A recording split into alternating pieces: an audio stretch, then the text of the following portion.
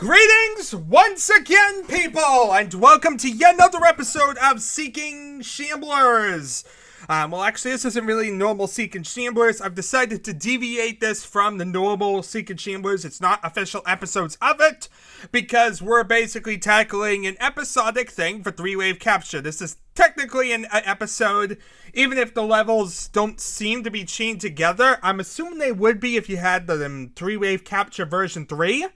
But since I do not have that because it only existed on the server, I'm basically having to assume that they're chained together in some way. And other than that, we at least have them all numerically tied together. It has basically the same idea as like the DM series maps. So yeah, I'm going to assume that it's somewhat like an episode, even if it's not really a full-out episode because the levels are not fully chained together. So it's nearly there, but not 100%. And that's kind of the one big flaw about this one, is that it's still just a bunch of maps thrown in a PAK file and called a day, instead of really having that final piece of it, aka linking it together with an actual episodic chain. Anyway, what we really care about today, as says, check out the capture the flag levels. And so therefore, we've made it to the second one. I checked out the first one last time around, McKinley Base, and we got a good idea of what things were about. This time around, I'm checking out a relatively small level. In fact, it seems to be the smallest of the capture the flag levels, known as the Kiln, which apparently is like a cooking oven or something like that. Yeah, it's basically like, I think it's what you use to like do like pottery. It's basically like you heat up like clay and all that, but I don't really understand how that has anything to do with Quake whatsoever. I guess we're just going to have to load it up and see what in God's name it's about. Anyway, I don't really get much information about these levels. Basically, all the documentation was in one file. Basically just saying Threewave Capture, and it basically was mostly telling you how to install it. And as for the maps themselves, it's basically just a list with the name, the file, and the author. Thank goodness we have the author, otherwise we wouldn't really have any information whatsoever. But this level is made by Brian White. Brian White isn't somebody we've heard of a lot, but he is somebody who's made a level for Quake before, actually. He made the Coffin. The Coffin was a relatively... It was just a real random deathmatch level that we happened to run across. It wasn't really anything that was really, too notable, if you will. So needless to say, it's not exactly the most standout of ones in this whole agenda, or whatever you call it. I really, the only one that really sounds like it was that famous or anything would be McKinley Base. McKinley Base sounds like it was very famous. It got very popular. But yeah, Brian White basically made this particular level, as said, so he's made a level at least. It just, you know, not exactly the most fancy of levels in the world. It's just basically another little deathmatch level, and yeah, let's check out it. Like I said, we saw the Coffin. Let's see the Kiln, also known as CTF2. Yeah, well, that was a circular way of describing it all. Anyway, let's actually just see it, because, yeah, that's the best way to do it, is just look at it, right? Look at this! And so here we are, in our Threewave Capture base map. As you can hear, it has, the classic song or whatnot that they love to play in Quake levels. Why do I suddenly forget the name of it? You know, the intro's Persian version, yeah, I remember a lot of the songs, but for some reason I'm forgetting the name of this one, and this one's like probably one of the like, Conscience, that's it. Okay, Conscience. But anyway, this is the capture the flag level. As you see, we got some fancy little capture the flaggy things, like that flag up there, and this weird stonework. Okay, so apparently this is the blue base. Apparently, they aren't using the same thematic styles between levels, it looks like. Because, yeah, last time around, it looked very different to designate bases. This one, they're using literal flags. So I guess we'll have to see as we go along if there's any, like, shared textures between these levels. I mean, it's still a level theme, even if it's not, because we haven't seen these textures anywhere else outside of this Threewave Capture-ness. Anyway, here's, like, a little random dark corner. Very fancy design, but I can't see what I'm doing half the time. Let's see here. Where am I going? That might help me. I think this is a central area, this castle here. And then you have inside here being like the base, the blue base, if I'm right. And the other side has to be the red base. I see, and here's like a central structure thing. Why am I having so much trouble like moving around in this one? Okay, it looks like there's something down there, like a little arena or something like that. And it looks like you can't actually just walk across. I thought it would be simple enough to like walk across a central area, but apparently it's not that simple. So I guess into the doors we go. Check out the blue base. In the blue base we have health. Yeah, amazing. We have health. What an amazing concept. I bet you never would have imagined health in a Quake level. Oh, look at that. As you can see, they do definitely use the same textures. There is definitely a thematic thing, even if it doesn't look like they're commonly being used. Because that's the same flag we saw in the first one. Now here, in this level. Yeah. Anyway, let's see here. Let's collect this health, armor, whatever you may call it. I'm noticing a bit of jankiness this time around. That's rather weird. Yeah, I assume that's because I didn't really... I had basically a certain streamer-based thing up earlier because I had to connect up to my work computer, and I'm wondering if that ended up lagging my computer. I might in the future have to make it so I, like, start fresh, if you will.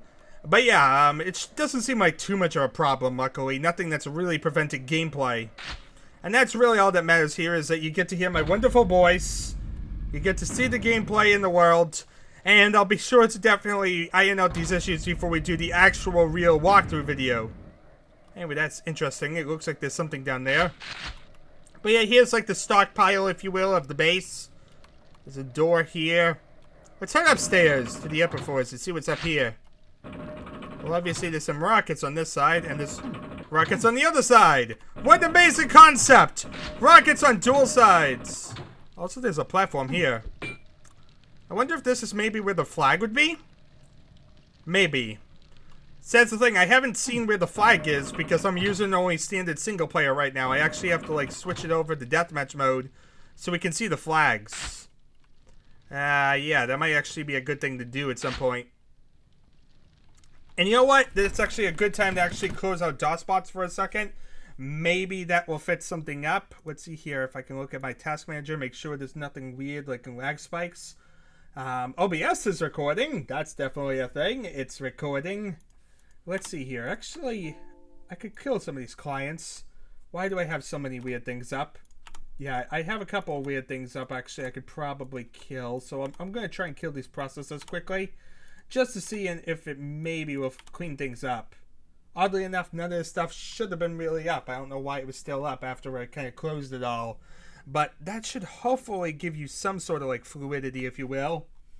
At least that gets rid of a lot of the stuff that was in the way and wasn't really needed to be recording with. Especially since it might be more of a drain on my resources. Though I have a lot of RAM, so I shouldn't be having a problem. I really think it's just DOSBots being DOSBots and my computer being the way it is after trying to load up Splashtop. Let's see here. Let's actually load it up again. And this time around, I'm going to load it up in Deathmatch because I want to actually have the bases. I want to have the Capture the Flag bases. So, Deathmatch 1, Team Play 256, and then we're going to do CTF2. There we are. Don't want to do a typo there. And look, we're actually in the red base, which is the base we haven't seen yet. So we'll work our way back over to the base we saw earlier, the blue base. But for the time being, this is the red base. We're on the red team. Well, that's not really surprising, since we're on the red team at all. But as you can see, the flag is very obviously just for the right below the flag picture. It's kind of weird to say, but yeah, there's a flag picture on the wall, and then there's a flag right in front of it. That's not the flag. And here's our random rune. Looks like regeneration. Yes, indeed. Elder rune regeneration. So we get some little bits of random ammo here. Build ourselves up, because we need to prepare for nothingness. We can drop down here. Does this lead back up? Oh god, where am I?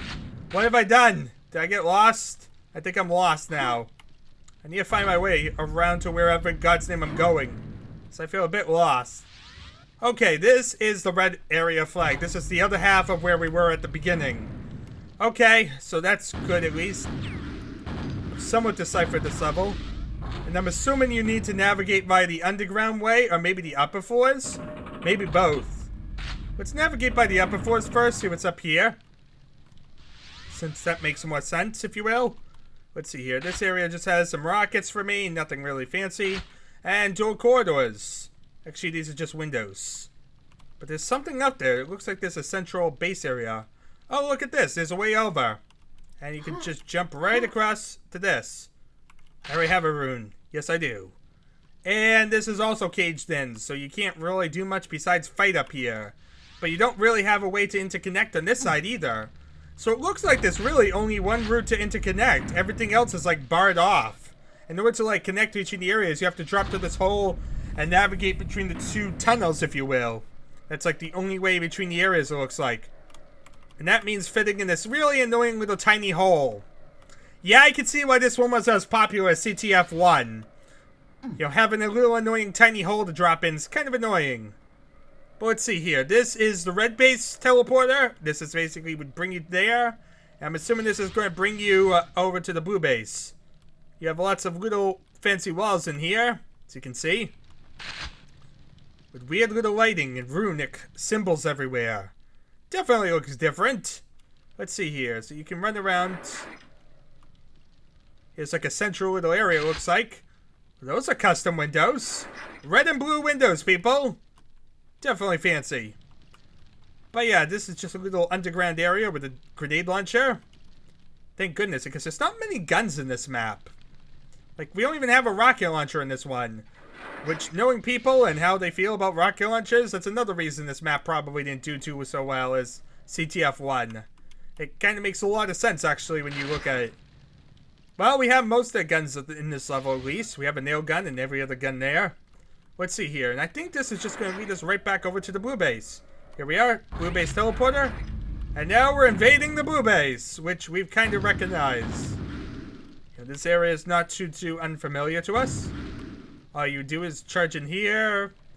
Here's a bunch of resources that you can pick up. Steal theirs. And here's the flag. Now, of course, we could return, but before we return, let's head over here and gather some rockets. Random little garbage. See what else there is.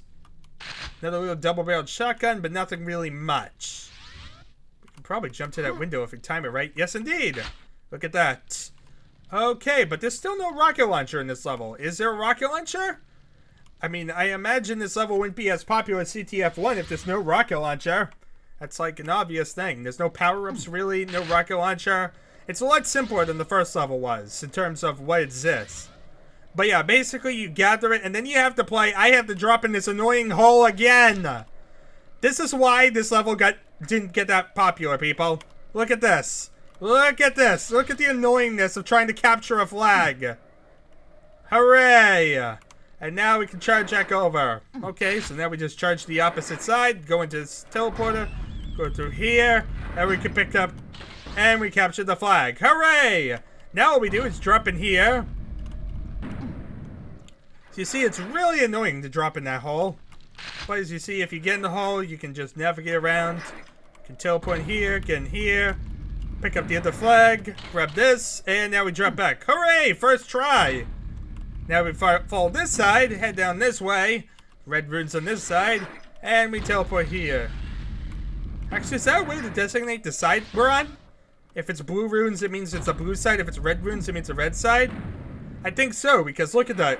Red runes. You can see all of the sides have red on them. Now on that side, you have blue runes. All the sides have blue on them. Interesting. So that's a way of designating which side you are on and which team side you are in on the underground area. Interesting. It definitely at least keeps an idea where you are.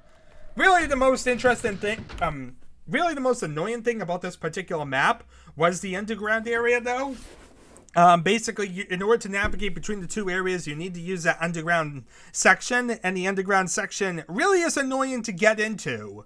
That little tiny area to fit inside doesn't seem to work well. It feels like I was fighting with it more than anything, and in the heat of a moment deathmatch, that's really not what you want to have to be dealing with, trying to fight to get in a little tiny hole. So, needless to say, I can see why people would prefer something like McKinley Base to say this one, the Kiln. But it's another level, it's another capture the flag level, and it's also the first case of us having a capture the flag level for the same capture the flag map as another one. Every other capture the flag based map has been for a different modification. We've done 4 of them up until this point. This is the 5th one, and all of them were for different modifications. We had Deathmatch for Team Fortress, we had Q flag for Q Team, and we had, oh boy, what was the one for Deathmatch Plus Pack? I think that's just CTF flag, something like that, maybe? I forget the name of that one. It's just called Capture the Flag. And yeah, that was just a very simple one for DM Plus. But yeah, every single modification had its own Capture the Flag map, but we only saw that one map, and so that, therefore, it kind of was pointless. Because unless you really wanted to live your life playing one map over and over and over, you're really not going to stick with one modification, therefore. It would be very pointless because you only have it for that one map, and then you're kind of done with it. This one, on the other hand, is 8 maps for Threewave Capture. And with something like that, I can definitely see why Threewave Capture got the popularity it got for Capture the Flag. And I can also see now why McKinley Base was so popular for Capture the Flag, because it was pretty streamlined. You had every gun, you had very clear identities of where all the bases were, and plenty of resources, power-ups, all that. And at the same time, you didn't have annoying drop in the hole nonsense. But anyway, this is another Capture the Flag map, as said, Capture the Flag 2. So, at least we're making progress on this and getting more an idea of what you could have been playing in November of 1996. Anyway, thank y'all for watching. It's been an adventure as usual, and I shall be seeing you all, well, next time.